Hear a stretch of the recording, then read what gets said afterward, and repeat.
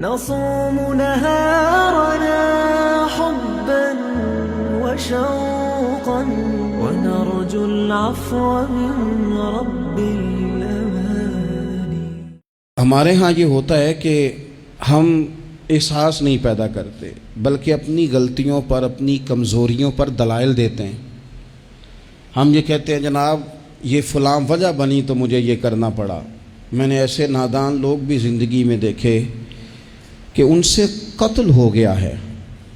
جس نے جان بوجھ کر کسی مومن کو قتل کیا اس کی سزا جہنم ہے. قتل ہو گیا تو ان سے سوال کیا گیا تو کہنے لگے اس نے مجھے گالی دی تھی. پھر میں کیا کرتا؟ نہیں، اپنی اتنی بڑی کوتاہی پر بھی وہ بجائے شرمسار ہونے کر بجائے 2 قدم پیچھے ہٹنے کے اس پر بھی لوگ دلائل دیتے ہیں. تو اگر کسی بندے کو کبھی اس سے کوئی ایسی غلطی سرزد ہو گئی، کوئی ایسا اس سے حقوق العباد کے مسئلے میں کمزوری اس سے واقع ہو گئی اور پھر اس کو احساس ہو گیا اور حالات اس طرح کے ہو گئے کہ اب وہ معافی بھی نہیں لے سکتا، وہ لوگ دنیا میں موجود نہیں رہے یا وہ ان پر ملاقات کرنے سے ان سے ملنے سے قاصر ہے، کسی ایسے مقام پہ ہے اور وہ حق ادا بھی نہیں کر سکتا، لیکن اسے احساس پورا ہے، توبہ پوری کی، کوشش پوری کی، تو ایسے بندوں کی بھی اللہ قیامت کے دن صلح کرا دے گا. نبی کریم صلی اللہ تعالیٰ علیہ وآلہ وسلم نے ارشاد فرمایا کہ ایک بھائی صبح قیامت اپنے بھائی پر مقدمہ کرے گا، اے میرے مالک اس نے مجھے بڑا ستایا، اس نے مجھے بڑی تکلیف دی، فلاں جگہ اس نے میرے اوپر بڑی آزمائش مسلط کر دی، بڑی ساری تکلیفوں سے گزارا.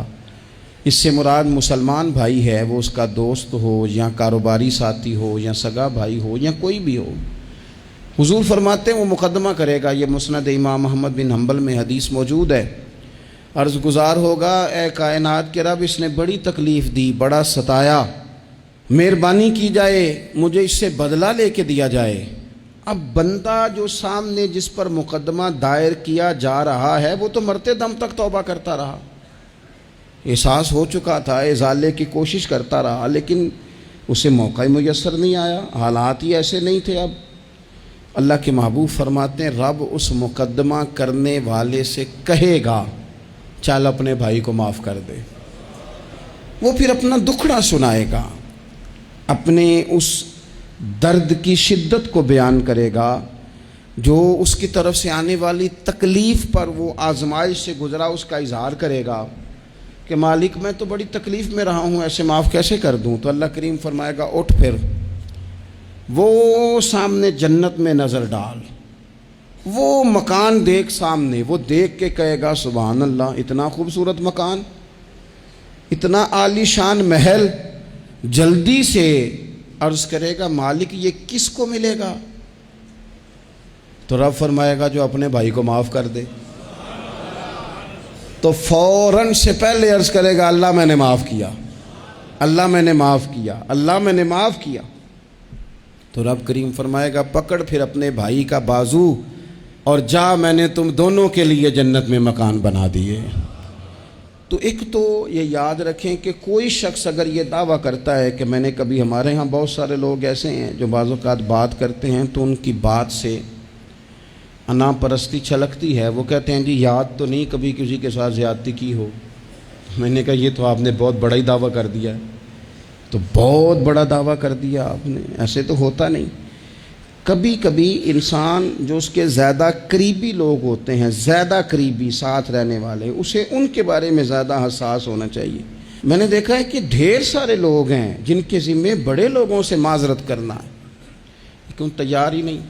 ہمارے ہاں لوگ حکومتیں کر کے چلے گئے اور ان کے دور حکومت میں بڑے بڑے سیاہ قسم کے حالات ہوئے، لوگوں کو بڑی تکلیف ہوئی، لیکن رخصت ہونے کے بعد جب ان سے وجوہات پوچھی گئیں تو کبھی کوئی شخص ماننے کو تیار نہیں ہوا. کبھی کسی شخص نے یہ نہیں کہا کہ مجھ سے غلطیاں ہوئی ہیں، مجھ سے کمزوریاں رہ گئی ہیں، بلکہ کچھ لوگ مستقل بنیادوں پر بٹھائے ہوتے ہیں جو سارا دن یہ گنواتے ہیں کہ ان کی تو غلطی ہے ہی کوئی نہیں، وہ تو بڑے کامیاب ترین لوگ ہیں.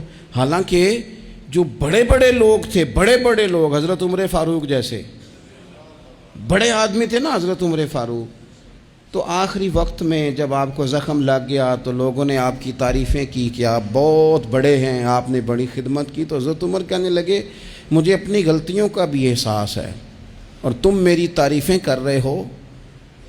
یہ جملہ دیکھیں، فرمانے لگے مجھے زیادہ اجر کی ضرورت نہیں، بس دعا کرنا میری نیکیاں اور میری غلطیاں برابر برابر ہو جائیں اور رب مجھے معاف کر دے، بس چونکہ مجھے اپنی کمزوریوں کا بھی احساس ہے۔ یہاں یہ معاملہ ہوتا ہے کہ لوگ جب غلطیاں کر رہے ہوتے ہیں، ظلم کر رہے ہوتے ہیں، زیادتی کر رہے ہوتے ہیں، تب وہ سمجھتے ہیں کہ ہمیں تو کوئی دیکھنے والا نہیں۔ میرا اللہ قرآن حکیم میں فرماتا ہے وَلَا تَحْسَبَنَّ اللَّهَ غَافِلًا عَمَّا يَعْمَلُ الظَّالِمُونَ، فرمایا ظالم جو کام کرتے ہیں ہرگز نہ سمجھنا کہ اللہ ان کے کاموں سے بے خبر ہے، وہ وقت کا انتظار کریں۔ وَلَا تَحْسَبَنَّ اللَّهَ غَافِلًا، گمان نہ کرنا، ہرگز گمان نہ کرنا کہ اللہ غافل ہے، يَعْمَلُ الظَّالِمُونَ، ظالموں کے کاموں سے۔ جو زیادتیاں لوگ کرتے ہیں، جو ظلم و ستم لوگ کر رہے ہیں، جس نے اپنے بچے کو پیسوں کے زور پر کسی غریب کے بچے کا میرٹ پیچھے کر کے اپنے بچے کا داخلہ کرایا ہے اور مبارکیں بھی وصول کی ہیں، تو لوگوں کو تو نہیں پتا کہ اس نے پیسے دے کے داخل کرایا ہے، پر رب تو غافل نہیں نا اس کام سے، اللہ کو تو پتا ہے۔ جس نے اپنے بچے کی نوکری بہت سارے لوگوں کا میرٹ پیچھے کر کے پیسے اور سفارش کے زور پر کرائی ہے، تو مالک کو تو پتہ ہے، لوگوں سے اس نے مٹھائیاں وصول کر لیں، تختیاں بھی لگوا لیں، شور بھی ہو گیا، لیکن اللہ تو جانتا ہے۔ وَلَا تَحْسَبَنَّ اللَّهَ غَافِلًا عَمَّا يَعْمَلُ الظَّالِمُونَ، لوگ غافل ہو سکتے ہیں، رب غافل نہیں ہے، گمان بھی نہ کرنا۔ جس بندے نے اپنا مقدمہ وکیلوں کی فیسوں کے زور پر جیت لیا ہے اور غریب کچہری سے نکلتے وقت کہہ رہا تھا کہ غریبوں کو انصاف نہیں ملا کرتا، تو چلو اخبار میں تو خبر تیری فتح کی آ گئی، پر رب تو غافل نہیں ہے نا۔ ایک عدالت قیامت کے میدان میں بھی تو لگے گی نا، وہاں بھی تو ڈھیر سارے انصاف ہونے ہیں نا۔ جس شخص نے کسی کی زمین پر قبضہ کر لیا ہے اور سامنے والا مجبور تھا، تنگ دست تھا، کمزور تھا، وہ اتنی نہیں رکھتا تھا کہ وہ بندوقیں اور پسٹل اور گنڈے اور بھتہ خور بندے لے کے آئے اور اپنا قبضہ چھڑوا لے، تو نے لے لیا، ہو گئی بات، لوگوں کو تو نہیں پتا، پر رب تو غافل نہیں ہے نا۔ میرے رسول پاک صلی اللہ علیہ وسلم نے فرمایا جس نے کسی کی زمین پر ایک بالشت قبضہ کیا، قیامت کے دن اللہ تعالیٰ 7 زمینوں کا توق بنا کے اس کے گلے میں ڈال دے گا، اس کی گردن ٹوٹے گی، جھکے گی، وہ کہے گا مالک یہ تکلیف تو فرمایا دنیا میں تجھے شوق پڑا تھا نا زمینوں پر قبضے کا، تو رکھنا ساری ہی اپنے پاس، کرنا کنٹرول۔ لڑ لڑ کے تھک گئے، حالات خراب ہو گئے، بہنوں کے حصے کھا گئے، پڑوسی اگر مجبور تھا تو بیچنا چاہ رہا تھا تو اس پر سٹے لے کے آ گئے کہ یہ کسی اور کو بیچ نہ سکے، دے تو مجھے ہی دے۔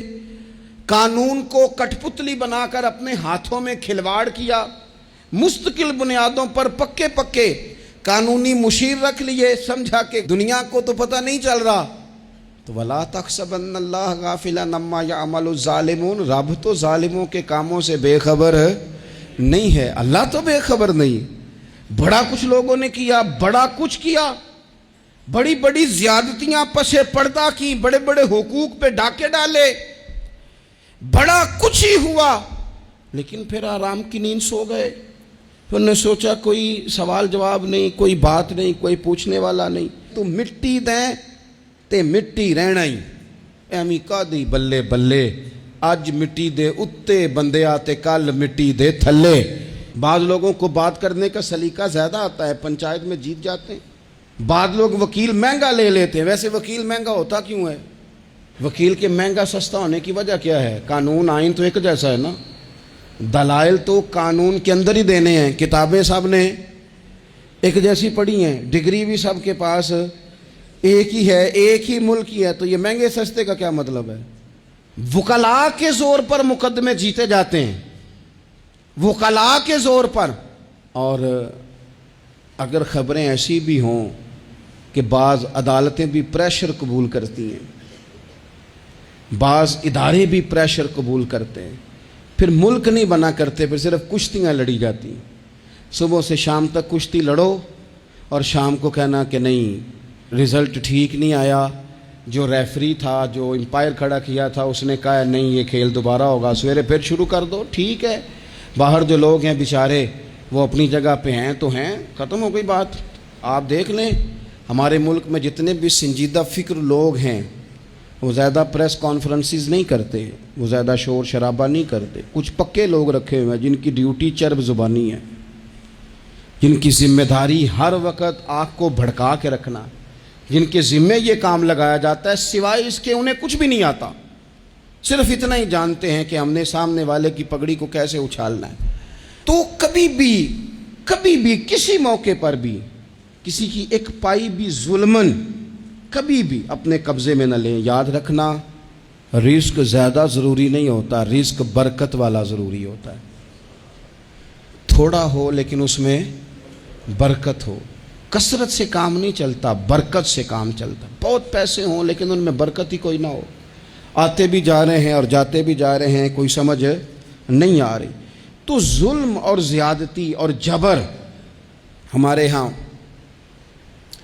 یہ دور بدل گیا، میڈیا لوگوں کی جیب میں آ گیا، آسانی ہو گئی، سیٹلائٹ کا سسٹم آ گیا، دور دراز کونوں میں لوگ اپنی بات لوگوں تک پہنچانے کا ذریعہ حاصل کر سکے، ساری آسانیاں ہو گئیں، ہر چیز لوگوں کو میسر آ گئی، تیزی ہو گئی، لیکن سچ پھر بھی نہیں عام ہو سکا، حقیقت پسندی کے دعوے لوگوں نے پھر بھی نہیں کیے، اگر کوئی چیز عام ہوئی بھی تو وہی جھوٹ، وہی بددیانتی، وہی ظلم و ستم۔ آپ دیکھ لیں کوئی ایک کیس بھی کبھی آتا ہے میدان میں، ایک کیس بھی، اور 4 دن اپنی فیس بک کی بات بڑھانے کے لیے اس پر شور بھی کیا جاتا ہے، پھر وہ دب جاتا ہے، پھر اس کے بعد وہ قصہ پارینہ ہو جاتا ہے۔ جب ظلم حد سے بڑھ جاتا ہے پھر انسان کا اپنا وجود بھی اس کے لیے باعث عار بن جاتا ہے۔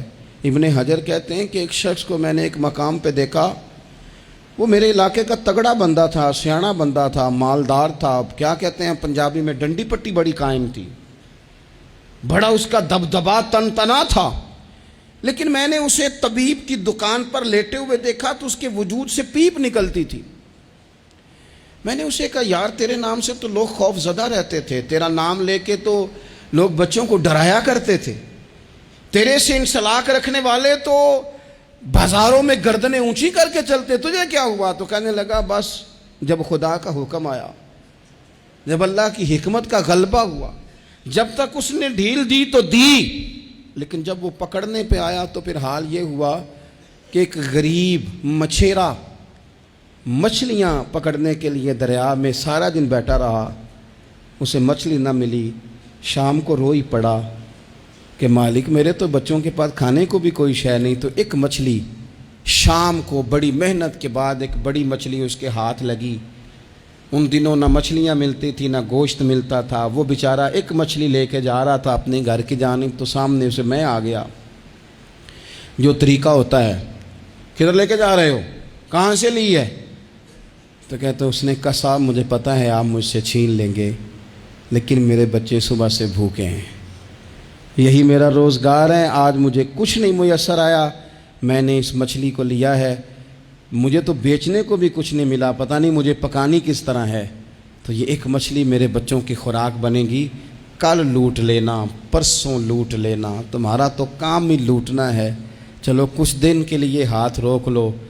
کہتے ہیں اس نے جب یہ کہا تو میں نے ایک تھپڑ مارا اور اس آدمی سے مچھلی چھین کر میں نے اسے پکڑ کے گھر لا رہا تھا میں، اس مچھلی نے، حالانکہ مچھلیاں کاٹا نہیں کرتی، کہنے لگا اس مچھلی نے ناخن پر میرے پورے پر تھوڑا سا کاٹا ہے، اور میں نے کہا کوئی بات نہیں، مچھلی ذرا بڑی تھی، اس نے کاٹ لیا، میں نے تھوڑی سی پٹی باندھی اور گھر والوں کو کہا مچھلی پکا دیں، انہوں نے پکائی، کھائی، کچھ پتہ ہی نہیں تھا، 2-4 دن گزرے ہیں تو زخم آگے بڑھنے لگا ہے، طبیب کو دکھایا ہے تو اس نے کہا یہ تو انگلی کاٹنی پڑے گی، کہتا ہے وہ انگلی کٹوائی، 1 ہفتہ نہیں گزرا تھا کہ زخم آگے بڑھا، تو پھر وہ ہاتھ کی طرف بڑھا تو میں نے جا کے دکھایا تو اس نے کہا ہاتھ بھی کاٹنا پڑے گا، سارا بازو کٹوا چکا ہوں، رات کو نیند نہیں آتی، ایک لقمہ پیٹ میں نہیں گزرتا، میرے بچے، میرے بھتیجے، میرے بھائی، میرے عزیز گلی گلی اس غریب کو ڈھونڈتے پھرتے ہیں جس کا نام بھی ہم کوئی نہیں جانتے، تھک گئے تلاش کر کر کے، خدا جانے کہاں چھپ گیا اللہ کی اتنی بڑی زمین میں، وہ ملتا نہیں، میں سو نہیں پاتا۔ کہنے لگے شیخ میرے لیے دعا کر دو، مجھے کچھ نہیں چاہیے، بس وہ مجھے مل جائے اور میں اس سے معافی لے لوں، بس وہ مجھے معاف کر دے، 2 جملے معاف، جیسے بھی ہوگا میں منا لوں گا، بندہ درکار ہے۔ ابن حجر نے لکھا ہے، کہتے ہیں وہ تڑپتا رہا، روتا رہا، آہوزاری کرتا رہا۔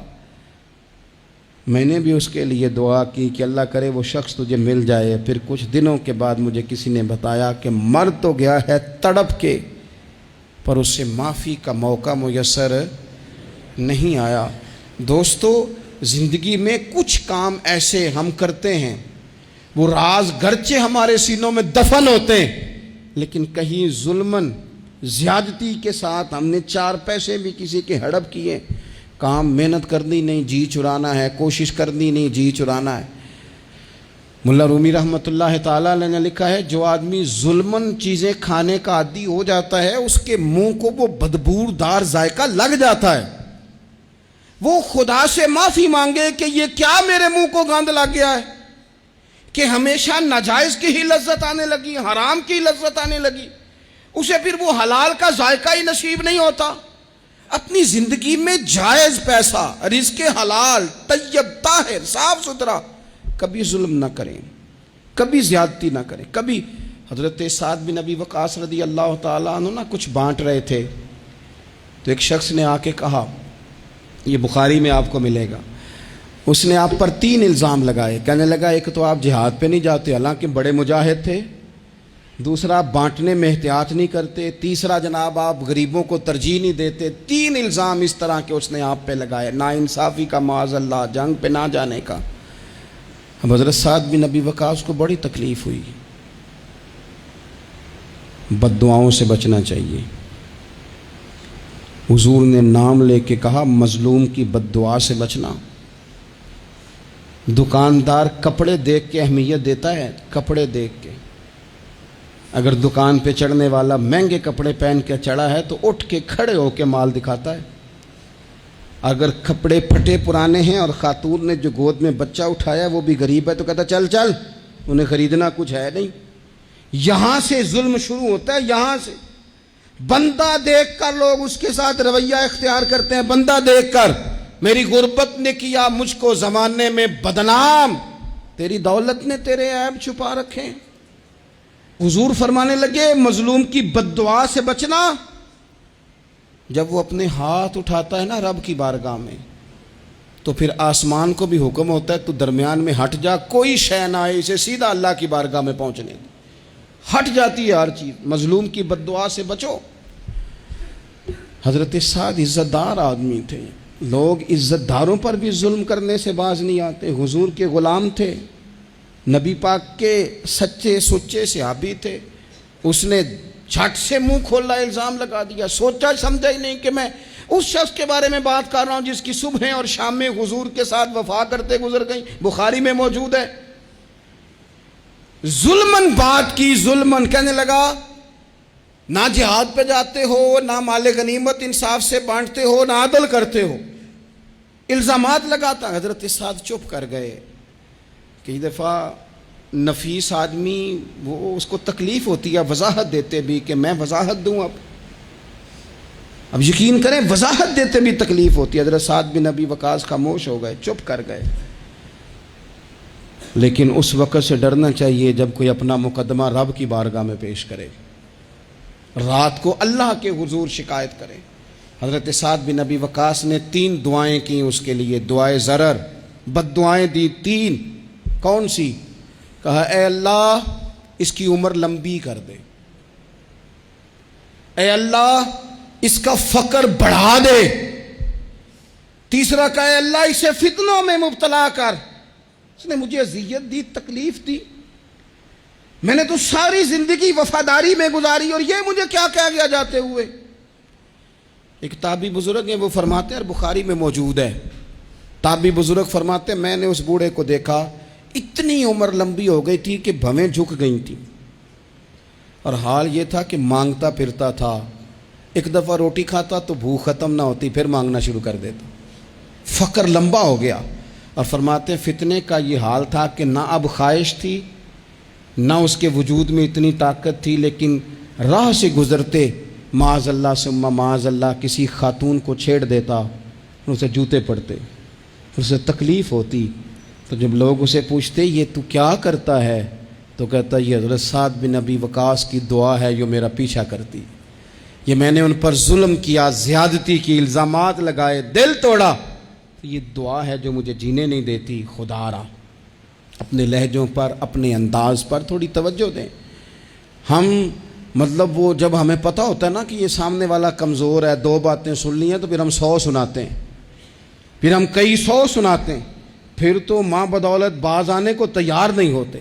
کبھی بھی کسی پر ظلم نہ کریں، زیادتی کا مزاج نہ بنائیں، تکلیف نہ دیں. ہمارا وجود، ہمارا لہجہ، ہمارا اٹھنا بیٹھنا کبھی کسی کے لیے بوجھ کا باعث نہ بنے.